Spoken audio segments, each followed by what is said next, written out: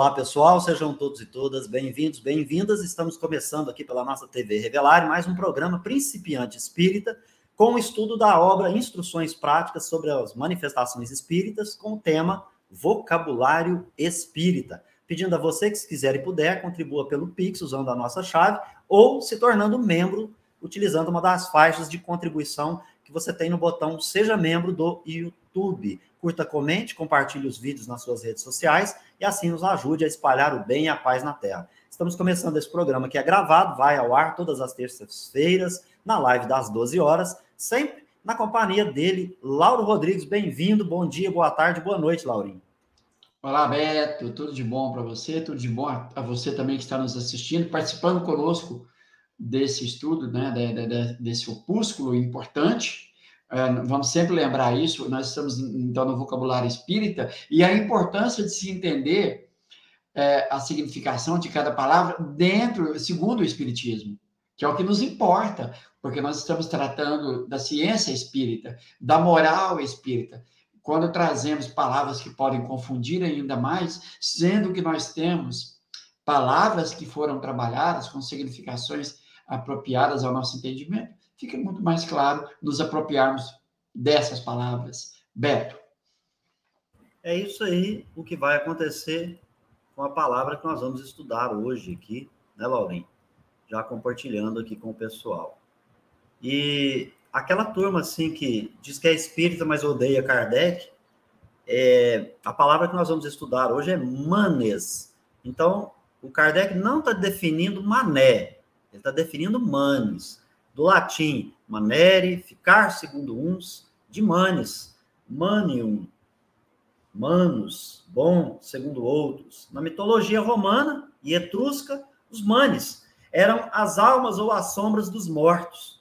Os povos antigos tinham grande respeito aos manes de seus antepassados, que julgavam poder apaziguar por meio de sacrifícios e imaginavam-nos sob sua forma humana, porém vaporosa e invisível, vagando em redor dos próprios túmulos ou das próprias habitações e visitando suas famílias. Quem não reconheceria nesses manes os espíritos, sob o invólucro semimaterial do perispírito, e que eles mesmos nos dizem estar entre nós sob a forma que tinham durante a vida? E também ele pede para a gente ver penates. Mais à frente, vamos ver que penates também tem aí as mesmas características dos manes. Lauro Rodrigues. Então, e temos aí um princípio que já foi né, lido aqui já pelo Beto. A forma vaporosa, como eles teorizavam, viam, muitos com certeza videntes, né, viam aquelas formas, mas não compreendiam. Mas já tinha uma ideia clara de que esses seres vaporosos, né, então nós estamos falando do seu invólucro semimaterial, e que ficavam ali em volta dos túmulos. Olha só, espíritos ainda que acreditavam estar até vivos, né? Por exemplo, espíritos apegados às questões materiais. Interessante que, estudando a doutrina espírita, nós conseguimos explicar aquilo que aqueles povos antigos não sabiam, não compreendiam. Beto? E com isso, mais uma vez, a gente percebe que Kardec e até a mitologia, os livros de história, todos os contos, e dali ele se apropriava de informações que poderiam serem utilizadas no estudo do espiritismo, para fazer as aproximações em razão das culturas e tradições dos povos de todos os tempos, de todas as gerações. O próximo vocábulo que a gente vai verificar a significação é manifestação. Manifestação, Laurinha, é ato pelo qual um espírito revela sua presença. As manifestações são ocultas, quando não tem nada de ostensivo e o espírito se limita a agir sobre o pensamento. Patentes, quando são apreciáveis pelos sentidos. Físicas, quando se traduzem por fenômenos materiais, tais como ruídos, movimentos e deslocamento de objetos. Inteligente, quando revelam pensamento, como nas comunicações. Espontâneas, quando são independentes da vontade e ocorrem sem que nenhum espírito seja chamado ou evocado. Provocadas, quando são efeito da vontade, do desejo de uma evocação ou de uma evocação determinada. Aí, Laurim, interessante mencionar que nós temos as espontâneas e as provocadas, que há uma diferença, mas interessante também aquelas que são patentes e físicas, né? Que também tem aí uma diferença. A gente vai estudar isso em O Livro dos Médiuns, né? Então, passo para você aí dar umas pinceladas. Não, beleza, Beto. Então, para quem estava lendo aqui no compartilhamento e ouvindo o Beto, percebeu que houve uma diferença nas ordens, mas o conteúdo é o mesmo, tá? Então, eu peço a você que, tendo esse livro em mão, que estude, né, com calma e se socorrendo ao Livro dos Médiuns, que está muito relacionado a isso. Então, manifestação é quando o espírito, né, ele dá provas ali de que está entrando em relação conosco. Temos, então, como foi dito aqui, pela aparência, que ela pode ser fluídica, vaporosa, como ela pode ser tangível. Temos, então, as manifestações espontâneas, quando o espírito se manifesta pela sua vontade, sem ser chamado, porque ele quis se manifestar, tem uma utilidade, né? E aí nós temos as físicas, então nós temos os fenômenos de efeitos físicos, aquilo que os nossos sentidos podem perceber. Nós temos as inteligentes, que é quando, né, por exemplo, pela escrita, pela fonia, que são manifestações inteligentes. Podemos usar as manifestações físicas inteligentes, quando, por exemplo, Kardec viu as mesas respondendo pergunta, viu as mesas entre aspas, né? Um fenômeno no qual o espírito respondia perguntas através de uma mesa, por meio de pancadas, por exemplo, né? A tipologia. Nós temos as ocultas, que são essas que, né, são a influência dos espíritos sobre nós. Então, não necessariamente sou médium, mas sinto a presença, a manifestação de um espírito de forma oculta. As provocadas, que já foi dito, aquelas que eu quero que aconteça o fenômeno, porque eu desejo me instruir, desejo observar essa manifestação, e o espírito se comunica, né? Então, se comunicando, se manifestando de forma provocada. E essa provocada é quando o médium, né? Como foi dito aqui, ó, quando são efeitos da vontade, do desejo ou de uma evocação determinada. Então, eu sou médium, tenho conhecimento da minha mediunidade, da minha faculdade. Então, por exemplo, sou Holmes. Ele era um médium de efeito físico. Ele tinha esse conhecimento, quando ele queria, ele provocava esse fenômeno. E aí entra uma questão de ascendência também, né? Como por meio de uma evocação, ou até mesmo aqui eu vou dizer um pouquinho mais pela invocação. Então, o Sr. Holmes, muitas das vezes, ele pensava, e eu acredito que ele, pelo desejo dele, ele invocava um espírito ali, e o fenômeno acontecia, ou acontecia de forma espontânea. Beto, acho que é isso aí, isso falando resumidamente. Muito bem, Laurim. Ficou faltando aqui na minha leitura as aparentes, né? Então, só para que a gente possa ter, aparente é quando o espírito se faz visível à vista. Também aparição é uma palavra que pode ser pesquisada, a gente já passou por ela. Por fim, materialismo. Sistema dos que pensam que tudo é matéria no homem e que assim nada sobrevive nele, após a destruição do corpo. Nos parece inútil refutar esse ponto de vista, que, além do mais, é opinião pessoal de certos indivíduos e, em parte alguma, foi erigido em doutrina. Se pode demonstrar a existência de alma pelo raciocínio, as manifestações espíritas dela oferecem as provas mais patentes. Por meio dessas manifestações, assistimos de mil maneiras diferentes a todas as peripécias da vida de além-túmulo. O materialismo que se baseia apenas na negação não pode fazer face à evidência dos fatos, eis porque a doutrina espírita tantas vezes triunfa sobre aqueles mesmos que mais resistiram a todos os outros argumentos. Sua vulgarização é o meio mais poderoso para extirpar essa chaga das sociedades civilizadas. Lauro Rodrigues.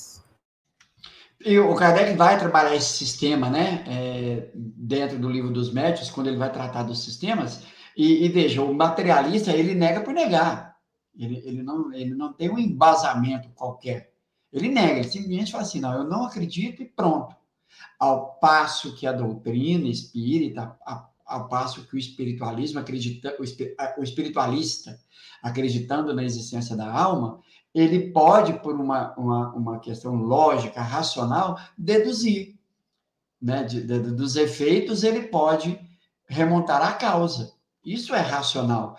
Então, por exemplo, uma mesa que movimenta. Pode ser a força de um magnetismo, uma força qualquer que provoca esse fenômeno, uma lei desconhecida. Ótimo, muito bem explicado. Mas quando ela responde uma pergunta, aí nós temos um problema. Tem que ter uma força oculta por trás. Porque senão seria muito leviano pensar assim, não, é o médium que pensou e logo respondeu lá. Isso é leviano, pensar dessa forma. É um sofisma. Agora, quando eu imagino que tem uma força oculta que se manifesta e depois vem dar provas patentes da sua existência, dando, né, essas provas, respondendo questões, quando ele se diz, por exemplo, eu sou um espírito, estive encarnado como vocês.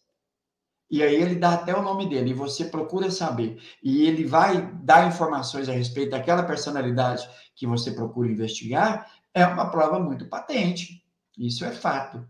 Ele vem dizer, né, que viveu aqui em tempos recuados, também dando prova de que ele foi aquela personalidade.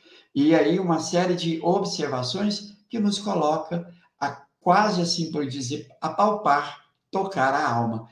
Diferentemente do materialista, que diz assim, não existe, não acredito e pronto. E aí, isso não é somente um sistema, uma teoria, uma negação que não tem valor nenhum. Ao passo que a doutrina espírita, ela prova por meios científicos, né? Como foi dito, a existência da alma, quase que podendo tocá-la de tão evidente que são as provas. Beto. Certinho, Laurinho. No meu texto aqui, eu tenho, antes de médium, a palavra medianimidade, na sua ordem. Aí ela estaria onde, Laurinho? Eu tenho uma medianimidade. Não sei se está antes aí, se de repente... Eu não sei também se de repente o seu aí tem mediunidade, né? Não sei. Às vezes... Pelo que indica aqui, Beto, eu acho que não tem. Essas traduções ficaram confusas.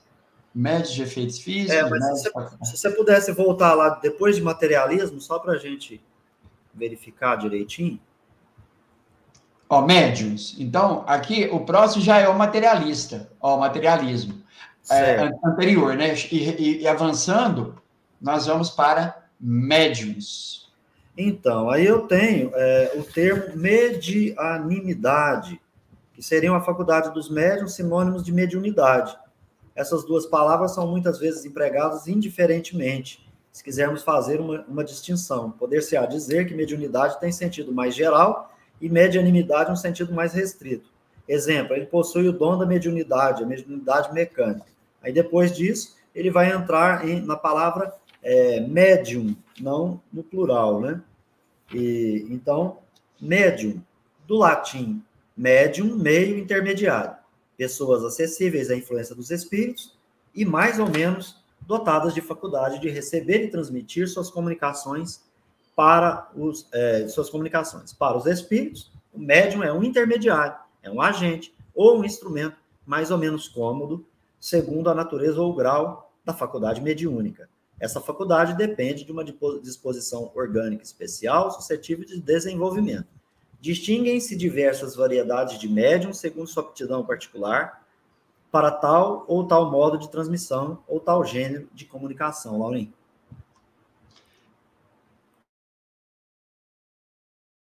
Você está desligado. Desculpem. E é preciso definir bem esse significado da palavra médium, que o Kardec vai tratar dessa palavra em dois momentos. Médiuns, enquanto de forma generalizada, todos nós, seres humanos, somos influenciados pelos espíritos, mas ele vai dizer que somente é médium, aí ele quer ser específico, usar essa palavra para aquele que tem uma faculdade patente, a faculdade patente, ostensiva. Então, esse é o primeiro ponto. Então, quando a pessoa fala assim, eu sou um médium passista. Tá, você é um médium e passista, não é melhor dizer? Não, eu sou médium passista. Por quê? Aí a pessoa não sabe explicar. Ele vai dizer, é porque o espírito, ele me usa para transmitir fluidos, que também já é um equívoco. Né? Então, vejam que cria uma dificuldade. Por que não dizer, olha, você é um magnetizador e você tem a faculdade mediúnica. Pode ser um médium escrevente, um médium falante, ou ter todas as faculdades, enfim. Porque senão a gente começa a criar dificuldades onde não era para existir. Você é um médium passista. Eu, por exemplo, eu sou um magnetizador, mas eu não sou médium de forma alguma. O médium no sentido da palavra. Então, eu sou magnetizador. Mas o espírito, ele não atua quando você está impresso? Sim, mas isso não quer dizer que eu sou médium. Eu sou um magnetizador. Eu peço um concurso a um bom espírito para me ajudar na magnetização. Agora, de forma generalizada, todos somos médios. Mas não vamos fazer essa confusão. É piorar a questão. A questão é, sou médium ou não? Não, não sou médium porque o espírito não se comunica por meu intermédio. Eu não transmito nenhuma mensagem dos espíritos para ninguém. Então, eu não sou médium. Isso precisa ficar claro, né? Beto. Muito bem, Laurinho. No próximo encontro, então, a gente prossegue com o nosso vocabulário espírita. A gente vai ficando por aqui, agradecendo a Deus e aos bons espíritos, a todos que puderem nos prestigiar assistindo, curtindo, comentando e compartilhando esses vídeos nas suas redes sociais. Quero agradecer também ao Laurinho pelo nosso encontro aqui e dizer que nós nos encontramos no próximo vídeo. Lauro Rodrigues, para encerrar. Obrigado, Beto. Obrigado a você que está nos assistindo agora. E lembrando que às 18 horas, hoje, nós temos o nosso estudo continuado da obra O Céu e o Inferno. Então, já fica o convite registrado para que vocês possam vir estudar conosco. Obrigado a todos, muita paz, muita luz.